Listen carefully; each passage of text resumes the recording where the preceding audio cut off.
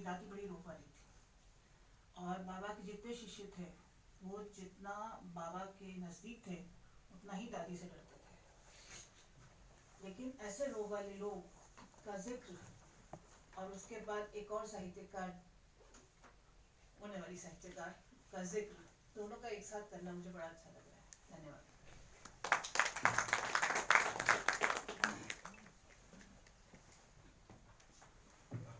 शुक्रिया अपर्णा। माँ को एक ऐसे पति की कामना थी कि सुई उन्हें चुभे तो टीस उसे लगे। फिर भी घर परिवार से निर्लिप्त पति से बिना शिकायत किए घर बार अकेली संभालती रही ताकि पति की रचनाशीलता में कोई बाधा ना पाए।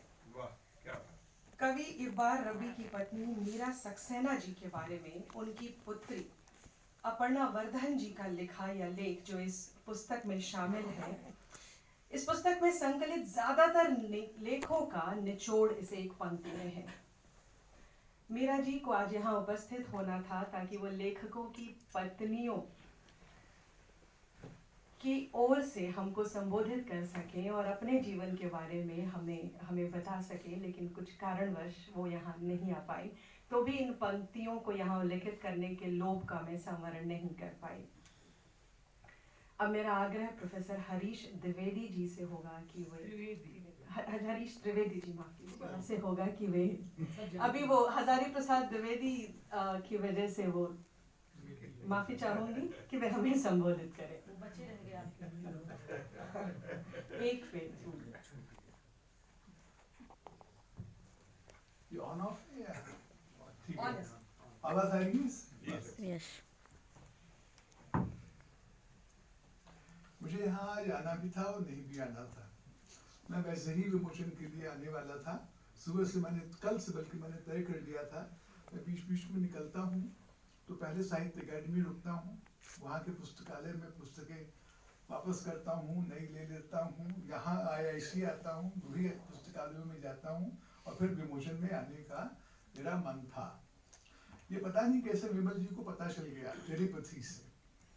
वो आज इनका सुबह फोन आया, सुबह क्या दोपहर हो रही थी, 11:30-12 बज रहा था। उन्होंने कहा कि आप आइए और बोलिए।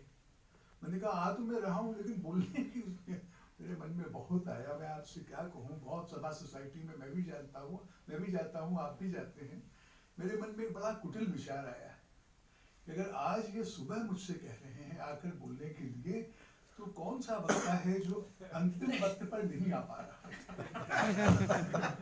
लेकिन ये प्रश्न मैंने उनसे नहीं पूछा, इस लोभ का संवरण किया मैंने, वो इस कारण कि कभी कभी इसका उत्तर इतना अचंभे में डालने वाला होता है कि कौन आ रहा था और उसकी जगह नहीं, मैंने कहा नहीं, इस पे चित्त पर थोड़ा नियंत्रण रहना चाहिए। तो मैं यहाँ उपस्थित हूँ, बहुत प्रसन्नता है मुझे। ये तो मैं तय करके कल से ही बैठा हुआ था कि मैं आऊँगा और पुस्तक की एक प्रति खरीद कर ले जाऊँगा। अब इसके बदले फ्री मिल रही है तो अच्छे ही है। श्री पूजन सहाय जी का मुझे स्मरण अनेक कारणों से पहले से है। मेरे अपने घर के पुस्तकालय में, मेरे निजी पुस्तकालय में मेरा जीवन उनकी जो पुस्तक है वो 20 वर्षों से तो होगी कम से कम, और उनका और भी मैंने बहुत पढ़ा है। लेकिन उनके जीवन का एक प्रसंग है जो मुझे, बल्कि ये जो एडगर एलन पो वाले जो पुत्र हैं उनके, जिन्होंने रिसर्च की है, शिवमूर्ति जी, क्या नाम है, मंगलमूर्ति जी, उनसे मेरा परोक्ष परिचय भी है। मुझे कई बार ईमेल लिख चुके हैं, पुस्तकें अपनी भेज चुके हैं, तो इतना संपर्क है। लेकिन श्री पूजन जी से एक प्रसंग उनके जीवन का मुझे याद आता है जिसके बारे में उन्होंने विस्तार से लिखा नहीं। प्रेमचंद से संबंधित है वो। प्रेमचंद और श्री पूजन जी दोनों माधुरी कार्यालय में लखनऊ में साथ साथ काम करते थे।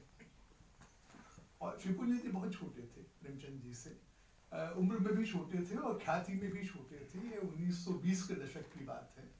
तो 1923-24 में प्रेमचंद ने अपना वो उपन्यास लिखा जो मेरे ख्याल से उनका सर्वश्रेष्ठ उपन्यास है, रंगभूमि जिसे कहते हैं। उर्दू में लिखा उन्होंने, चौगाने हस्ती नाम से। तब तक उर्दू में लिख रहे थे। कहानियां हिंदी में लिख लेते थे, उपन्यास उर्दू में ही लिखते थे। तो उसका फिर हिंदीकरण हुआ और रंगभूमि नाम से, और प्रेमचंद जी ने कुछ स्वयं हाथ लगाया होगा, और तब तक उनकी हिंदी पक्की नहीं हुई थी। हिंदी में ये प्रथा है कि किसी भी साहित्यकार के खिलाफ या उसकी हल्की से भी अवमानना होने लगे, ऐसी बात कदापि नहीं कहनी चाहिए। और इसका कारण ये है कि हमारा इतिहास बोध थोड़ा कमजोर है। अरे भाई, जो है वो कहना चाहिए, इससे किसी के बदनामी थोड़ा होती है। इससे पता चलता है कि प्रेमचंद उर्दू से ही शुरू करके कितने दिनों तक उर्दू में लिखते रहे और फिर हिंदी में आए।